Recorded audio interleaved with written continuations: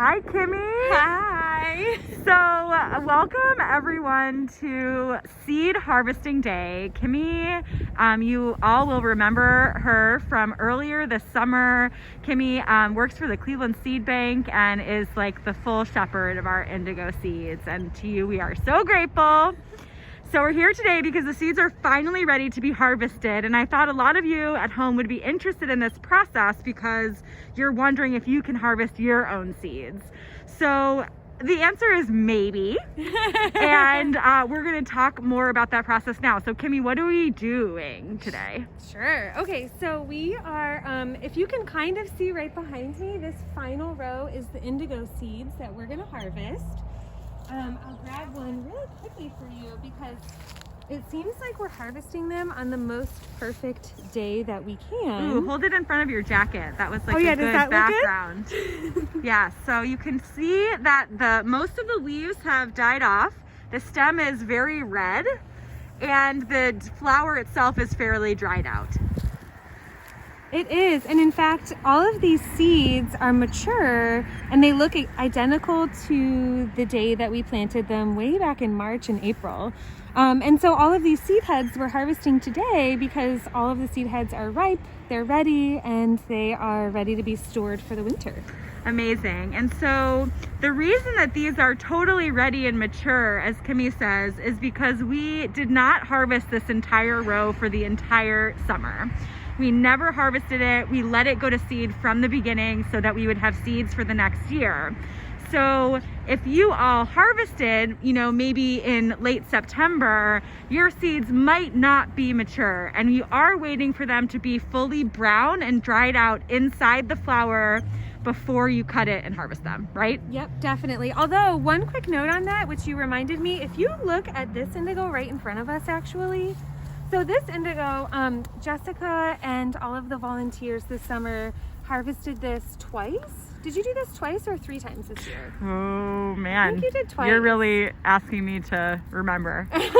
Twice. Okay, Let's go with twice. It was twice. 2 times. Yeah. But you will see that these are also forming seed heads and they're not as brown and dry as this one. But if you're at home and your plants also look like this, you can totally experiment with harvesting them. But what you'll want to do is harvest them from the bottom like this, just like we're going to do with the dry stuff. But you're going to hope, and if you're lucky it will work, but all of the nutrients and the plant matter and the life and the sugars that are still in the leaves and the stems will end up going into the seeds and maturing them. So there is a chance that if your seeds look like this, you might be able to harvest them, and you'll want to do it before it gets any colder and before it frosts and you totally lose the crop. So once you cut them, what do you do?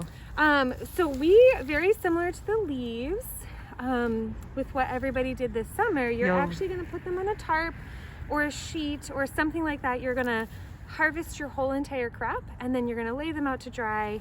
You definitely won't be drying them outdoors anymore. You'll probably want to put them inside, maybe in a cool basement if you can.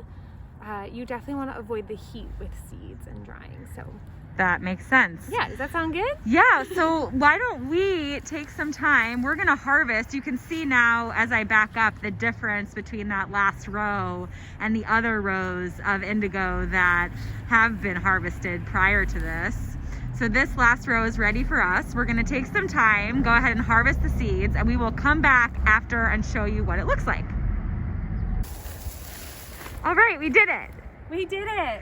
So we have this amazing tarp full of seeds, and Kimmy, what are we gonna do next?